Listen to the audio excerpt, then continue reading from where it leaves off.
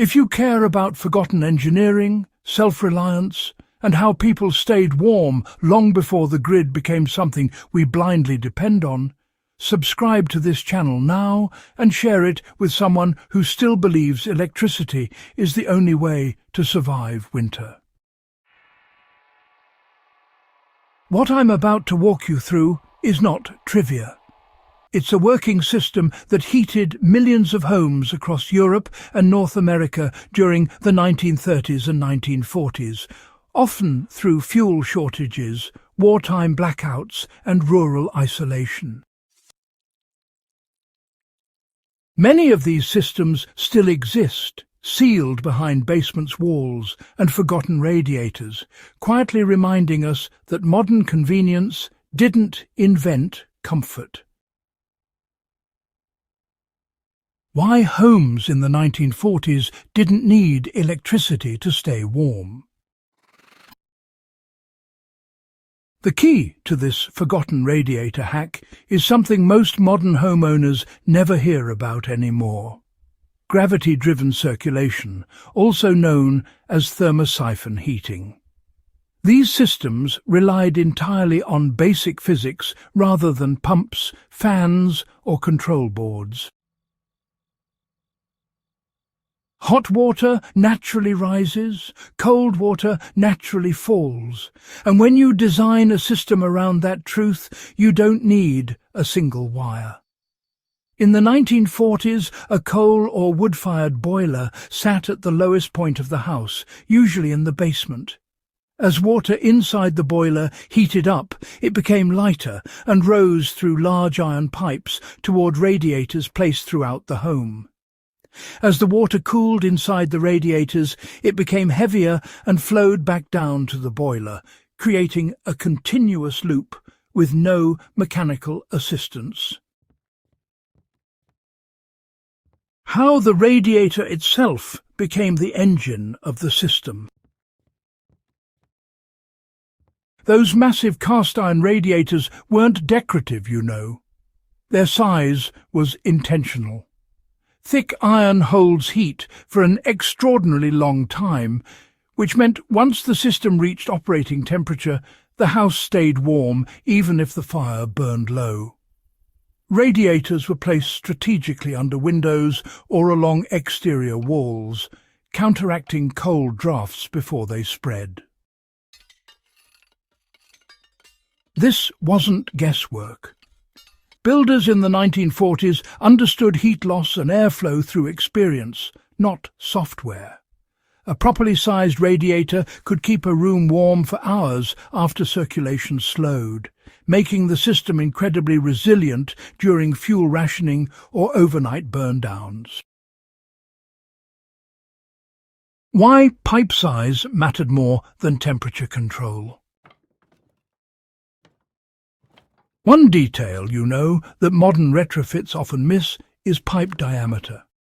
Gravity systems required wide pipes, often 2 inches or more, to allow smooth, unrestricted flow. Narrow pipes create resistance, which kills circulation. Back in the 1940s, installers prioritized flow over efficiency. There were no electric pumps to force water through tight spaces, so, well, everything was oversized by modern standards. The result was slow, steady heat rather than the rapid on-off cycling we're used to today. That steady warmth reduced stress on the system and minimized failures, which really mattered when replacement parts were scarce or non-existent. How fuel flexibility made these systems nearly unstoppable.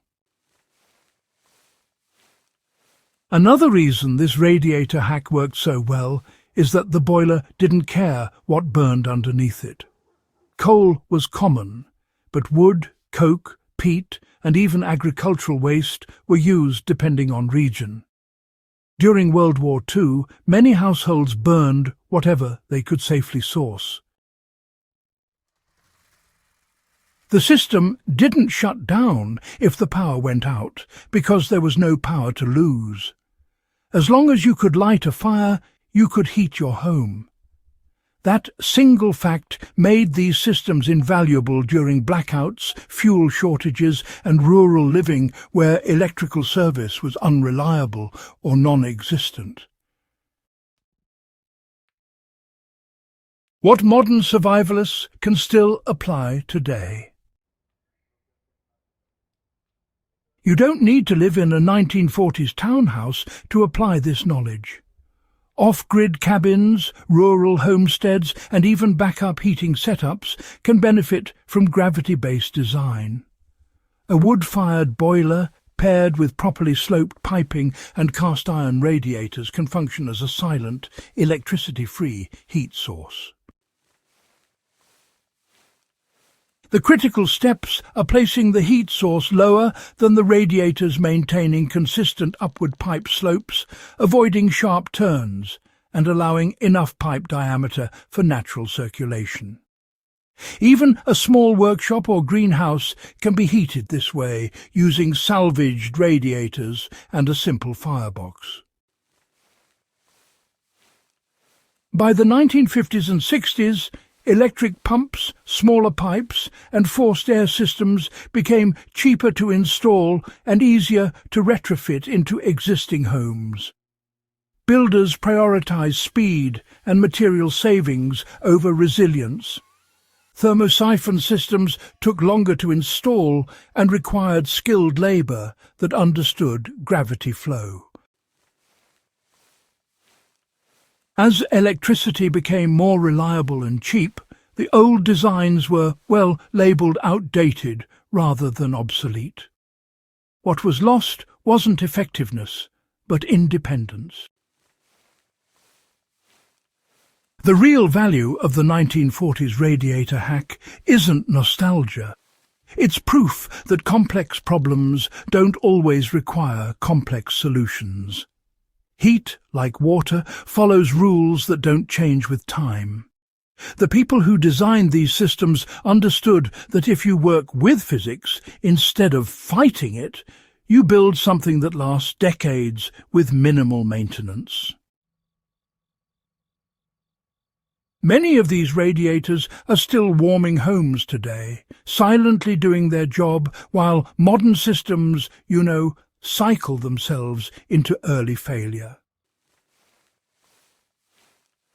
If this kind of forgotten knowledge matters to you, if you believe history still has practical lessons worth preserving, subscribe to this channel and share this video with someone who values resilience over convenience. This isn't entertainment. It's a record of how people survived and how we still can.